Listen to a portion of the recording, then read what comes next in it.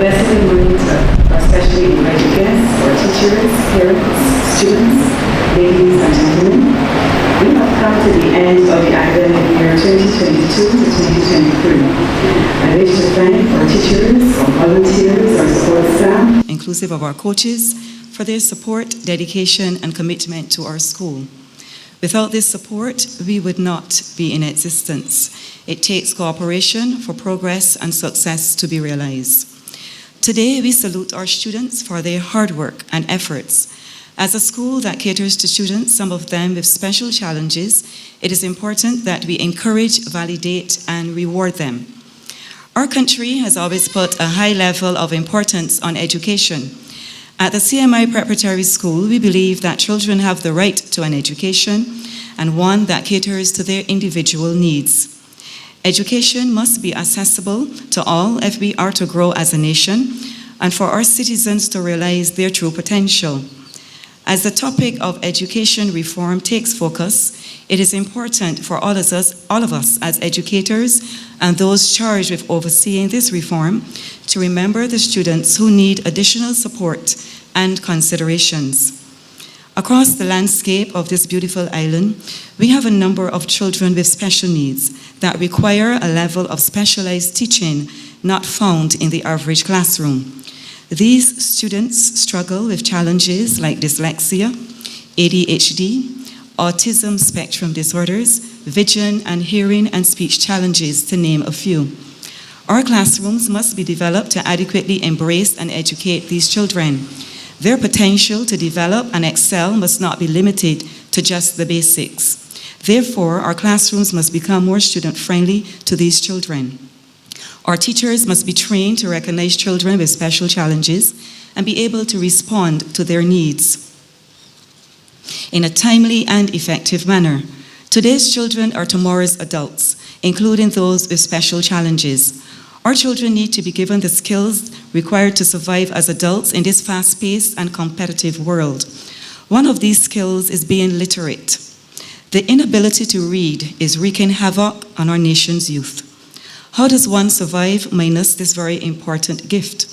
No child should transition from primary to secondary school unable to read and write, unless that child is in some way severely disabled, or have an underlying challenge. In the year 1990, Barbados signed on to the UN Convention on the Rights of the Child. Those rights extended to all children, including those with special challenges. Those rights are many and varied, and they include the right to an education. I dare say not just an education, but a quality education that caters to their needs.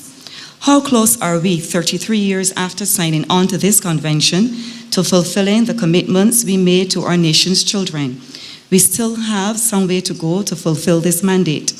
We need to make the effort, as our children deserve nothing less. Parents, you are your child's best advocate. You need to ensure that your children receive their due.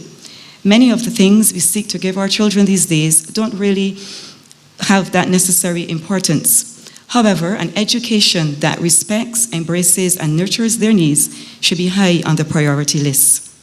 Students, you also have responsibilities. In order for the efforts made by teachers in the classroom to be effective, the atmosphere must be conducive to learning. Be respectful, be obedient, and thirsty for knowledge.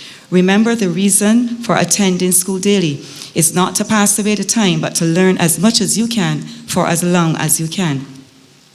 Just over a week ago, 6 of our students sat the common entrance examination at Hazeain College. We are appreciative of the hospitality that was extended to us whilst we were there, and the special considerations approved by the Ministry of Education for our reader and additional time. As we look at education reform, I wish to respectfully suggest that we go a step further and give every child access to the system, a fair chance at the examination by looking at the format of the exam as it relates to the time allotted for each subject on that day. Many children, not those with special challenges alone, struggle to complete the examination because of the limited time given. It is still baffling to me how we continue to assess children in an examination that begins at 9 a.m. and is fully completed by 1 p.m., inclusive of a 30-minute lunch break. It is my view that the time allotted to complete this important standardized test is woefully inadequate. It does not allow many children sufficient time to put on paper the knowledge they have gained having spent 6 to 7 years at the primary level. Our focus cannot only be the top 10 students out of an examination of close to 4,000 students annually. What about the others? My suggestion is that if we are going to keep the Common Entrance exam as our method of evaluation for the transition from primary to secondary level, that we give each child a fair chance by extending the exam time. Students usually attend school from 9 a.m. to 3 p.m. daily. Why don't we do the same on Common Entrance Day?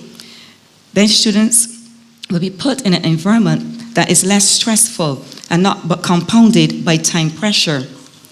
My suggestion is simple.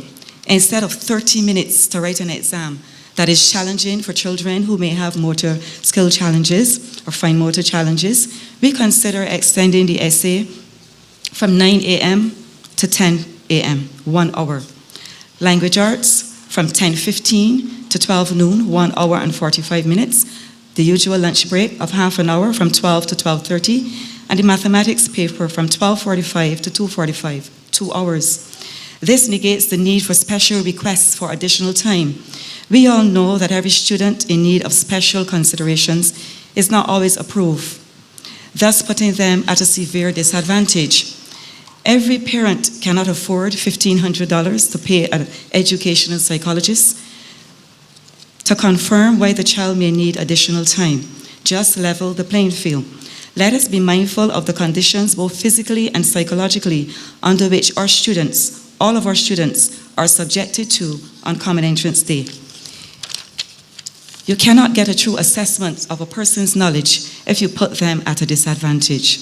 Let's be mindful of all of our students and their differences, as well as their similarities when we are planning on matters that directly impact them. To our graduation class, congratulations. The examination results are not back as yet, but we are extremely proud of you and your efforts. When those results are back, I want you to hold that result slip high in the air and declare, I did it. I did my best, I am proud, and I am proud of me.